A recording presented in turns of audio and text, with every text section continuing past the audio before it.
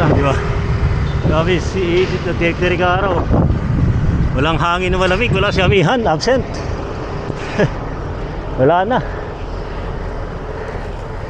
Mali na yung forecast ng lamig ay abutin pa ng Pebrero.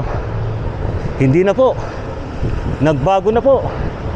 Ang summer po ay nasa Enero.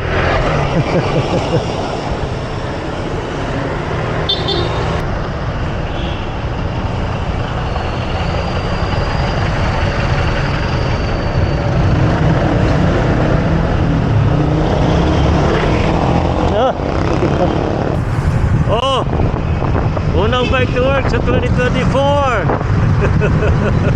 Nakabike ride tayo, ride safe.